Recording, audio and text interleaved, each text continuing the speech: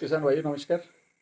किसान भाइयों, आज फिर आप लोगों के सामने एक वीडियो लेकर के और कुछ इम्पोर्टेंट जानकारियों के साथ दोबारा से आज आप लोगों के साथ मैं रूबरू हो रहा हूँ। मैं पिंटू मीणा पहाड़ी एग्रीकल्चर असिस्टेंट एग्रीकल्चर ऑफिसर। आप लोगों को आज एक इम्पोर्टेंट जानकारी जो आप लोग बार बार मेरे से व्हाट्सएप के माध्यम से, फेसबुक के माध्यम से, उसके अलावा फ़ोन कॉल्स के माध्यम से लगातार आप पिछले कुछ दिनों से पूछ रहे हैं, उसको एक लेकर के एक छोटा सा वीडियो आप लोगों को लेकर के मैं आया हूँ। उसमें सारी चीज़ें आप लोगों को बताऊंगा। तो आज की जो जानकारी है वो विशेष रूप से हमारी रहेगी सरसों की खेती के बारे में। प्रिय किसान भाइयों, जैसा कि आप जानते हैं, आपकी रबी की फसल की तैयारी आप लोगों ने चालू कर दी है और खरीफ की फसल या तो कंप्लीट हो चुकी है या कंप्लीट होने के कगार पे है। आने वाले कुछ दिनों में आप सरसों की बुआई कर रहे हैं और कुछ किसान भाइयों ने जो अगेती, बहुत जिसको हम कह सकते हैं या ज़्यादा ही कुछ अगेती जो फसल है वो लगभग जैसे हमारे महावीर जी साइड के एरिया की मैं बात करता हूँ तो वहाँ पे कुछ किसान भाइयों ने बुआई की है। लेकिन अब ये सरसों की बुआई का सही ज़्यादा अच्छा सूटेबल जो टाइम है वो नहीं है। इसलिए आज कुछ इंपॉर्टेंट जानकारियों के साथ मैं आप लोगों को बताऊंगा कि सरसों की बुआई कब करनी चाहिए, और हमारे जो डीएपी का लगभग हमारे प्रत्येक किसान भाई जो उपयोग करते हैं उनको भी बताऊंगा कि डीएपी के उपयोग के अलावा दूसरे क्या क्या विकल्प हैं और डीएपी से अच्छा और कौन सा खाद है, उसके बारे में वो अपन बात करेंगे। तीसरा अपन बात करेंगे कि आजकल एक शिकायत काफ़ी ज़्यादा आ रही है, लोग किसान भाई जो बताते हैं बार बार कि बाजार में जो प्राइवेट कंपनियों के बीज हैं वो काफ़ी महंगे आ रहे हैं, तो उसके विकल्प के रूप में हम क्या कर सकते हैं। तो मैं भी आप उसमें भी बताऊंगा आपको कौन कौन सी अच्छी किस्में हैं, किस तरह से हम लोग दूसरी जो वेराइटी है उनका यूज कर सकते हैं, इसके बारे में आप लोगों को जानकारी दूंगा। साथ ही साथ ये भी बताऊंगा कि बीजोपचार कैसे करें, बीजोपचार करने की क्या विधि है और बीजोपचार से किसान भाइयों को क्या क्या फायदे हैं। इसके अलावा कौन सी वेराइटी आपके क्षेत्र में सूटेबल है और उसके लिए जो सिंचित वैरायटी है वो कौन सी है, असिंचित क्षेत्र के लिए कौन सी वैरायटी है। साथ ही साथ आप जो देरी से बुआई करने वाले किसान हैं उनके लिए कौन सी वैरायटी है, इस पर भी अपन चर्चा करेंगे। दूर इसके अलावा भी मैं आपको बताऊंगा कि क्या बीज दर रखी जाए, पौधे से पौधे की दूरी, पंक्ति से पंक्ति की दूरी कितनी रखी जाए, और कौन कौन से ऐसे रोग और बीमारी हैं जो आपकी सरसों की फसल में आने वाले हैं और आपकी सरसों की फसल को वो नुकसान पहुंचा सकते हैं। इसके ये एक जो बुआई तक का या अभी जो करने वाले काम है ये मैं आप लोगों को इस वीडियो के माध्यम से बहुत शॉर्ट में बताने का प्रयास करूंगा। लेकिन इसके बाद अपन जो अगला जैसे ही सेशन आएगा उसमें बाकी की जो जानकारी है सरसों की वो भी अपन बाद में देंगे। तो अब अपन चालू करते हैं। सबसे पहले सरसों के लिए कौन सी जलवायु सबसे सूटेबल है। तो किसान भाइयों, जो हमारे राजस्थान की जलवायु है या हमारी जो नॉर्थ इंडिया की जलवायु है, जिसमें हमारे राजस्थान, मध्य प्रदेश, हरियाणा, इधर आपका पंजाब, इधर आपके इसके उत्तर प्रदेश का जो पार्ट है, ये जो पूरा हिस्सा है ये सरसों की बुआई के लिए एकदम सूटेबल है। यहाँ पे आप सरसों की बुआई कर सकते हैं। इसके अलावा आपके हरियाणा का जो पार्ट है वो सरसों के लिए बहुत अच्छा पार्ट है, वहाँ भी हम सरसों की बुआई कर सकते हैं। अब बात आती है सरसों की बुआई के लिए भूमि की तैयारी कैसे करें, क्या क्या ऐसी चीज़ है जो हमें विशेष रूप से ध्यान रखने की जरूरत है। तो सरसों की बुआई के लिए जब हम भूमि की बात करते हैं तो जब तक सरसों की बुआई आप करते हैं तो ऐसे भूमि को पूरी तरह भुरभुरा कर लें। अब भुरभुरा करने के लिए जैसे आपने दो जुताई करें, तीन जुताई में यदि आपकी सरसों मिट्टी कैसी है, ज़्यादा कॉम्पैक्ट है तो उसमें ज़्यादा जुताई की जरूरत पड़ेगी, और यदि आपकी मिट्टी बलुई दोमट है या अच्छी मिट्टी है तो उसमें कम जुताई की जरूरत आपको पड़ती है। तो ये आप जब तक आपकी सरसों पूरी वो मिट्टी पूरी तरह भुरभुरी ना हो जाए तब तक आप उसकी जुताई करें। और उसके बाद में जो आपका उसमें जुताई के बाद, जैसे कि अभी हम लोगों ने देखा था कि हमारी जो बाजरे की फसल है या जो दूसरी क्रॉप है उनमें काफ़ी ज़्यादा मात्रा में ग्रास हॉपर का काफ़ी इफेक्ट देखने को मिला। तो ये हो सकता है अभी इतनी जल्दी ग्रास हॉपर खत्म नहीं होगा जो हमारा फड़का है या जिसको हम, तो उस फड़के का जो इफेक्ट है वो जल्दी जो सरसों हमारे किसान भाइयों ने बोई है उसमें भी देखने को मिल सकता है। इसके अलावा जो सरसों में एक सबसे बड़ी प्रॉब्लम शुरुआत के दिनों में देखने को मिलती है, पेंटेड बग। पेंटेड बग एक बीमारी है जो जैसे ही आपने सरसों की सोइंग करते हैं उसके बाद जैसे ही जर्मिनेशन आता है, जर्मिनेशन के 5-7 दिन के अंदर ये कीड़ा आपको दिखाई देता है और इसमें ये सरसों के पत्ते को और उसके जो पौधा है उससे रस को चूस करके पौधे को खत्म कर देता है। तो ये दो चीजें शुरुआत में देखने को मिलती हैं। इनको रोकने के लिए अभी से किसान भाई जब जुताई करते हैं, यानी कि बुआई वाली जो लास्ट जुताई, जैसे आज आप बुआई कर रहे हैं तो उससे जस्ट पहले वाली जो जुताई आप कर रहे हैं तो उसमें मेलाथियोन पाउडर या क्यूनोल फॉस पाउडर दोनों में से जो भी आपको इजीली अवेलेबल हो उसको आप अपने खेत में 25 किलोग्राम प्रति हेक्टेयर, यानी कि 1 हेक्टेयर में 25 किलोग्राम पाउडर को आप भुरकाव कर दें। इसको भुरकने से क्या होगा, जो शुरुआती अवस्था में लगने वाले कीट हैं वो आपकी फसल में नहीं लगेंगे। अब अपन बात करते हैं बीज दर की। किसान भाई अक्सर मेरे से पूछते रहते हैं कि साहब सरसों की बीज दर क्या रखें, कितनी दूरी पे इसको लगाएं। तो इसके लिए मैं आप लोगों को बताना चाहूँगा जो रिकमेंडेड बीज दर है, जो हमारे वैज्ञानिक या रिकमेंडेशन में जो अनुसंधान के बाद सामने जो बातें आई हैं, उसमें हम लोग 4 किलोग्राम बीज प्रति हेक्टेयर के हिसाब से काम में लेते हैं। 1 हेक्टेयर का मतलब हम जो 20 बिस्वा का खेत होता है उसमें मानते हैं 4 बीघा। तो 1 हेक्टेयर में 4 बीघा अपन मानते हैं। 4 बीघा में हम लोग 4 किलोग्राम, यानी कि 1 बीघा में 1 किलोग्राम बीज आपका पर्याप्त माना जाता है। अब इसकी दूसरी बात आती है पौधे से पौधे की दूरी, या इसका जो दूरी है पंक्ति से पंक्ति की दूरी, वो कितनी रखी जाती है। तो किसान भाइयों इसमें आप लोग जब सरसों की बुआई जब करें तो हम 2 तरीके से करते हैं, या तो छिटकवा विधि से करते हैं या हम सीड ड्रिल से करते हैं, यानी कि ओढ़ने की मशीन से। तो यदि आप मशीन से बुआई कर रहे हैं तो मशीन से बुआई में आप डीएपी खाद का अक्सर प्रयोग करते हैं। आप लोगों को डीएपी खाद का उपयोग नहीं करना है।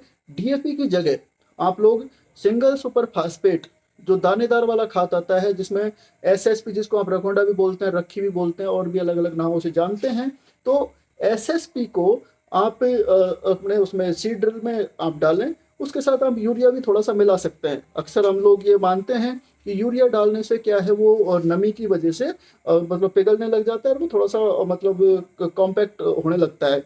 तो आजकल क्या है किसान भाइयों, जो यूरिया भी आ रहा है वो नीम कोटेड आ रहा है, यानी कि नीम लेपित यूरिया है, तो वो इतनी जल्दी नहीं पिघलता। आप इसका प्रयोग करके देखेंगे, ज़्यादा टाइम आपको यदि लग रहा है तो ऐसे करें 2 बार में आप मिला सकते हैं। तो जल्दी जल्दी आप जैसे इसको यूज करते हैं तो आपको ये प्रॉब्लम नहीं आएगी, और आप इसके साथ में मिला करके आप सीड ड्रिल से बुआई कर सकते हैं। अब इससे पौधे से पौधे की दूरी कितनी रखनी है, तो वो है 15 सेंटीमीटर, और पंक्ति से पंक्ति की जो दूरी है वो आपको 45 सेंटीमीटर पे आपकी सीड ड्रिल को सेट करना है।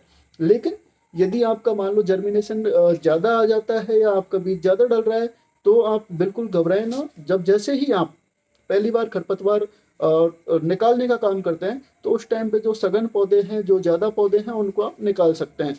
तो ये आपकी बात हो गई बीज दर की।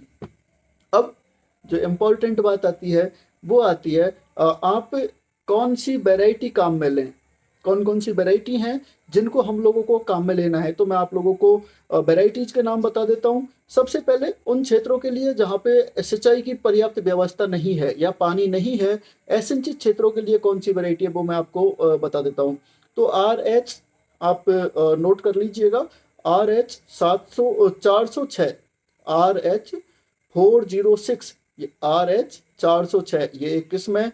इसके अलावा भरतपुर DRMR सेवर, जो भरतपुर में सरसों अनुसंधान केंद्र है, वहाँ से जो वैरायटी रिलीज हुई है वो है DRMR 1050, DRMR 1050-35। उसके अलावा RRN 573, उसके अलावा DRMR 1165-40।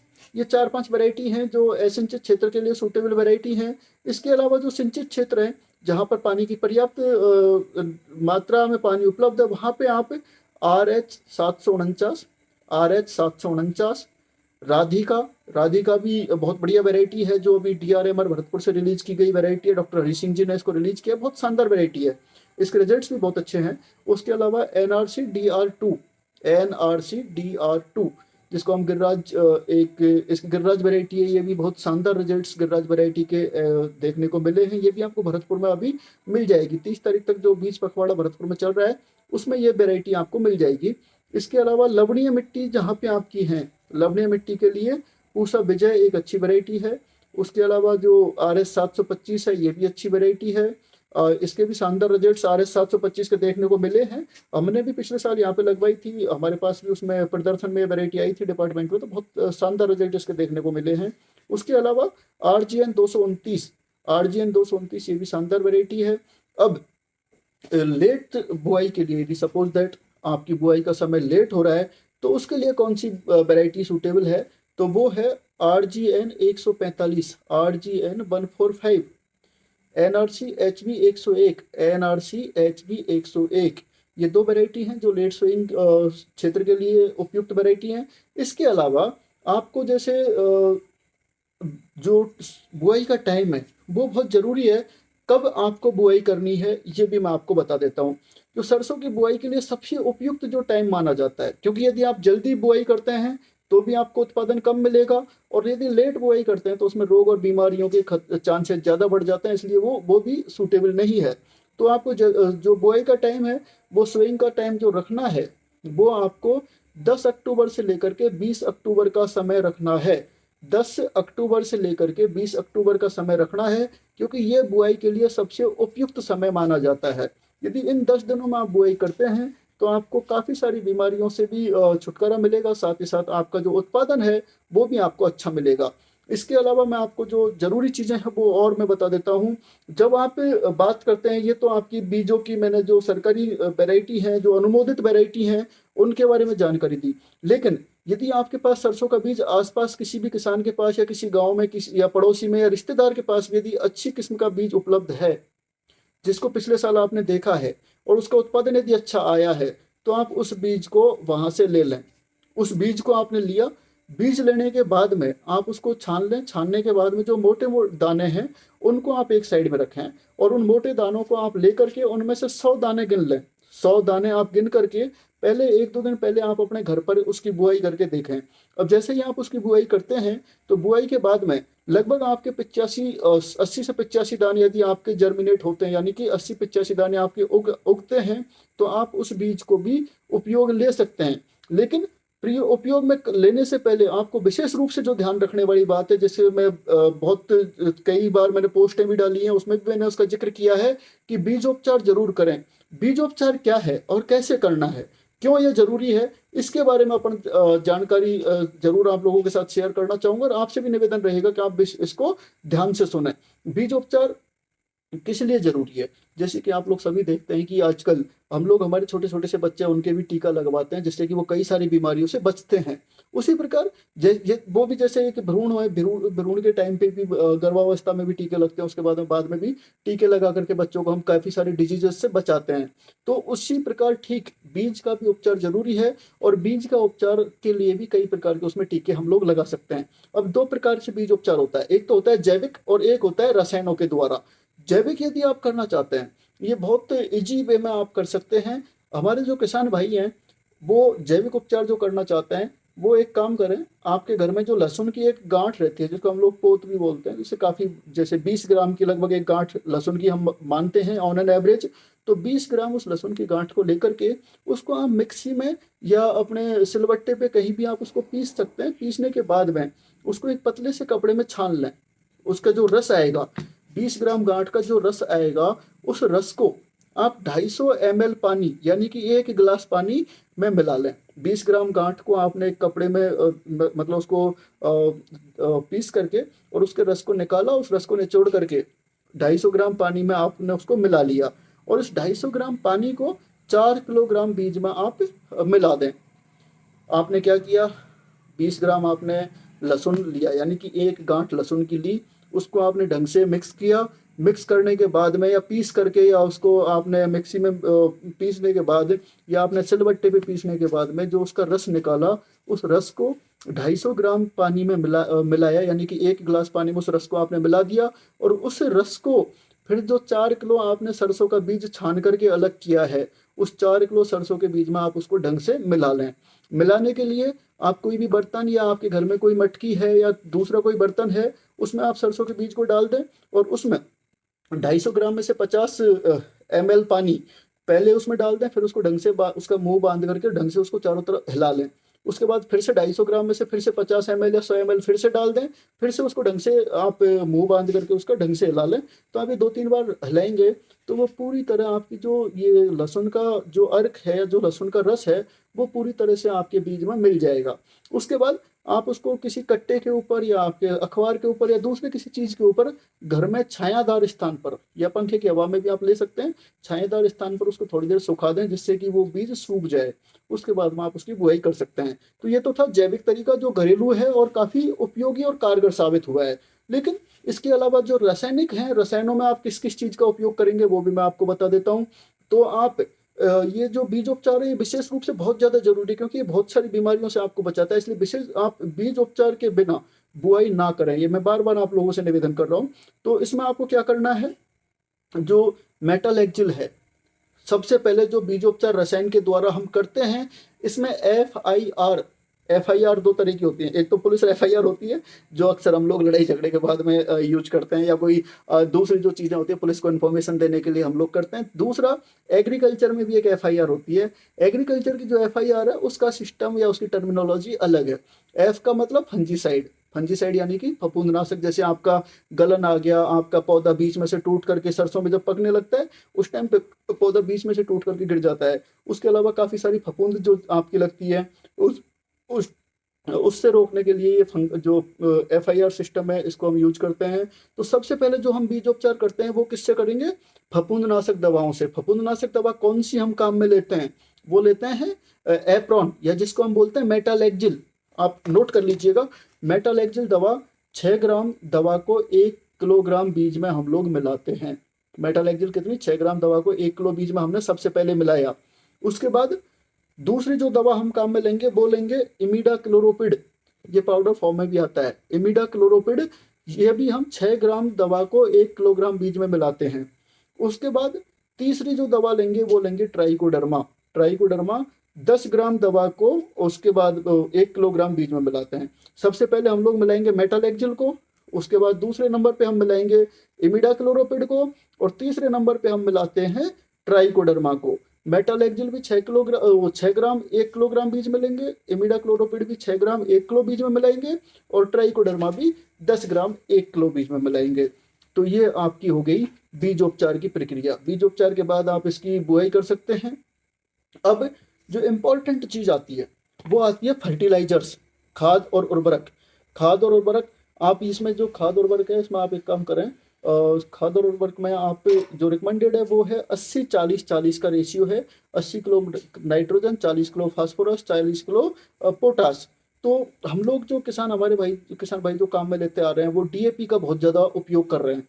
डीएपी इसके लिए बिल्कुल यूज लेने की जरूरत नहीं है, क्योंकि डीएपी के दो नुकसान है। वो पहला नुकसान है, एक तो आपको महंगा पड़ेगा। डीएपी का एक कट्टा 50 किलो का आएगा 1200 रुपये का, और उसमें से आपको क्या मिलेगा, डीएपी में क्या मिलता है, डीएपी में मिलता है फास्फोरस और नत्रजन, फास्फोरस और नाइट्रोजन। फास्फोरस कितना मिलता है, एक कट्टे में मिलेगा आपको 23 किलो 23 या 24 किलो फास्फोरस। एक कट्टे में आपको 24 किलो फास्फोरस आपको मिल जाएगा, और नाइट्रोजन मिलेगा आपको 9 किलो, 9 किलो नाइट्रोजन और 24 किलो फास्फोरस। ठीक है, ये 1200 रुपये में आपको मिला। लेकिन हम जो इसका विकल्प आपको बता रहे हैं वो आपके लिए बहुत फायदेमंद होगा, और आपको मैं कह रहा हूँ कि डीएपी का उपयोग करना आज से ही बंद कर दीजिए। दूसरे नंबर, इसका डीएपी की जगह आपको क्या काम में लेना है, आपको काम में लेना है एसएसपी, यानी कि सिंगल सुपर फास्फेट, जिसको हम आप रखोंडा भी बोलते हैं, रखी खाद भी बोलते हैं। तो एसएसपी आप काम में लेंगे। एसएसपी में आपको 3 बैग आपको 1200 रुपये का लगभग आपका एसएसपी और नाइट्रोजन का पड़ जाएगा। अब आपको मैं बता देता हूँ एसएसपी से आपको काम में लेने से क्या फायदा होगा। एसएसपी में क्या मिलेगा आपको, आपको मिलेगा इसमें सल्फर, कैल्शियम और फास्फोरस। तो सल्फर इसमें आपको मिलेगा। सल्फर क्या काम करता है, जो तिलहनी फसलें हैं, जितनी भी जो तेल वाली फसलें हैं उनमें तेल की मात्रा बढ़ाने का काम करता है सल्फर। कैल्शियम आपके दाने की चमक को और दाने की साइज को, दाने का जो आपका उसका जो देखने का उसका आकार है, उसकी आकृति है, उसकी जो साइज एंड शेप है, उसको कैल्शियम और सल्फर उसको बढ़ाने में काफ़ी हद तक मददगार साबित होते हैं। साथ ही साथ उसमें तेल की मात्रा को भी बढ़ाते हैं। तो आपको फास्फोरस 24 किलो मिल जाएगा 3 कट्टों में। 3 कट्टे में कितना फास्फोरस मिल जाएगा आपको, 24 किलो। कितने का पड़ता है एक कट्टा आपका, 300 रुपये के लगभग आपका एसएसपी का एक कट्टा पड़ जाएगा। तो 3 कट्टे कितने के हो गए, 900 रुपये के। ठीक है, उसके अलावा आपने एक ले लिया नाइट्रोजन का बैग, यूरिया का, सॉरी, एक आपने यूरिया ले लिया। तो यूरिया में आपको मिलेगा 20 किलो नाइट्रोजन, वो कितने का पड़ेगा आपको, 266 का। तो 266 प्लस 900 बराबर कितना हो गया, 1166। तो 1166 रुपये में आपको क्या क्या मिल गया, 23 किलो फास्फोरस की जगह तो 24 किलो तो आपको फास्फोरस मिल गया, और 9 किलो नाइट्रोजन की जगह 20 किलो आपको नाइट्रोजन मिल गया, यानी कि 11 किलो ज़्यादा मिल गया। इसके अलावा आपको सल्फर भी मिलता है। सल्फर कितना मिला, सल्फर मतलब गंधक, गंधक कितना मिल गया इसमें आपको, गंधक आपको 16 किलो मिल गया। इसके अलावा कैल्शियम भी आपको इसमें मिलता है। आप देखिए यूरिया जो डीएपी आप लेते हैं 1200 रुपये का, उसकी तुलना में इसमें आपको ज़्यादा तो नाइट्रोजन मिला, ज़्यादा इसमें फास्फोरस आपको मिला, और कैल्शियम एवं सल्फर दोनों आपको मुफ्त में मिल गए। यानी कि आपको बहुत सारे फायदे सिंगल सुपर फास्फेट का उपयोग करने से होंगे। इसलिए आप सिंगल सुपर फास्फेट का ही उपयोग करें, ना कि डीएपी का। अब जो मेजर प्रॉब्लम्स इसमें छोटी छोटी सी आती हैं उसको मैं बहुत सॉल्ट में आपको बता देता हूँ। पहला पानी आपको जो देना है वो 35 से 40 दिन से पहले आप पहला पानी ना दें। यदि इससे पहले आप पानी देते हैं तो आपकी खेत में रोग और बीमारियों का प्रकोप ज़्यादा होता है। दूसरा पानी यदि आपको ज़रूरत पड़े तो आप 90 से 100 दिन के बीच में दें। इससे पहले आप इसमें ज़्यादा पानी, 3 पानी, 4 पानी, 5 पानी देने की बिल्कुल ज़रूरत नहीं है। सरसों में अधिकतम 2 पानी पर्याप्त माने जाते हैं। पहली जो उसमें बीमारी आती है वो आती है पेंटेड बग। पेंटेड बग जो आती है वो लगभग आपकी जर्मिनेशन के, अंकुरण होने के 7 दिन बाद में आती है। तो 7 दिन बाद में जैसे ये बीमारी आपकी दिखेगी, पौधा आपका सूख जाएगा, जो कीड़ा है वो कीड़ा उसका रस चूसेगा, रस चूसने के बाद पौधा सूख जाएगा। अब आपको जब ऐसा दिखाई दे तो तुरंत आप इसमें मेलाथियन पाउडर 25 किलोग्राम प्रति हेक्टेयर के हिसाब से खेत में भुरकाव कर दें। भुरकाव करें तो आप डस्टर जो आता है डस्टर से करें, क्योंकि ये जो कीड़ा है ये जो ढेले बने हुए हैं मिट्टी के उनके अंदर छुप जाता है, और उसकी वजह से जैसे भुरकाव करते हैं तो वो पाउडर हवा में उड़ता रहता है, ये थोड़े दिन बाद में वापस निकल करके आपकी फसल को चौपट कर देते हैं। तो इसलिए ढेलों के नीचे तक जाए उस डस्टर का आप प्रयोग करें। इसके अलावा 25 दिन पे आपका आरा मक्खी इसमें आता है। आरा मक्खी के लिए भी आपको मेलाथियन का प्रयोग करना है। 35 दिन पे इस पर सफ़ेद रोली आता है। सफ़ेद रोली के लिए आपको मेटालेक्सिल का प्रयोग करना है। 45 दिन पे इसमें अल्टरनेरिया बीमारी आती है, जिसमें आपको एजोक्टोस्ट्रोविंस प्लस टेबुकोनाजोल दवा का प्रयोग आपको करना है। 60 दिन बाद जो सबसे भयंकर बीमारी इसमें आती है वो आती है तनागलन। तनागलन में क्या होता है, तना पोला हो जाता है, और तना पोला होने के बाद में जब सरसों में दाने पड़ने लगते हैं, जैसे उसमें वजन बढ़ने लगता है, तो वो पौधा टूट करके गिर जाता है और किसान को बहुत बड़ा नुकसान होता है। तो इसके लिए सबसे बड़ी बात है आप यूरिया का प्रयोग कम करें। यूरिया यदि आप ज़्यादा डालेंगे तो तना पोला रहेगा, और पोला रह करके वो टूटने का चांसेस ज़्यादा बढ़ेंगे। साथ ही साथ इसमें आप जो एजेक्ट्रोस्ट्रोबिस प्लस टेबुकोनाजोल जो दवा है उसका आप 1 ml दवा को 1 लीटर पानी के हिसाब से मिला करके इसमें आप छिड़काव करें। निश्चित रूप से आप लोगों को लाभ मिलेगा। मुझे पता है वीडियो थोड़ा सा लंबा हो गया, लेकिन इंपॉर्टेंट जानकारी थी, आप लोगों के साथ शेयर करना जरूरी था। आप लोगों से विनम्र निवेदन रहेगा कि किसान भाइयों के लिए आप अधिक से अधिक इसको शेयर भी कर दीजिएगा, और आपको पसंद आए जानकारियाँ खेती बाड़ी से संबंधित तो आप यूट्यूब चैनल को सब्सक्राइब भी कर सकते हैं, बेल आइकन पर भी प्रेस कर सकते हैं। ज़्यादा मुझे इन यूट्यूब के बारे में जानकारी नहीं है, लेकिन एक साथ एक जगह आपको बहुत सारी जानकारी मिल जाए, इसके लिए प्रयास हम लोग आप लोगों के लिए करते हैं। आप सभी किसान भाइयों को बहुत बहुत धन्यवाद, नमस्कार। उम्मीद करता हूं कि आप लोग निश्चित रूप से इस जानकारी को शेयर करेंगे और आपके लिए उपयोगी जानकारी साबित होगी। और इसके अलावा भी जो भी कुछ आपके फीडबैक्स हैं, या आप किस चीज़ के बारे में कुछ चीज़ें मेरे से छूटी हैं, तो उनको भी आप मुझे कमेंट बॉक्स में लिख दीजिएगा, जिससे कि मैं अधिक से उन पर भी काम करके आपको इंपॉर्टेंट जानकारी शेयर कर सकूँ। आप सभी को एक बार पुनः धन्यवाद, नमस्कार।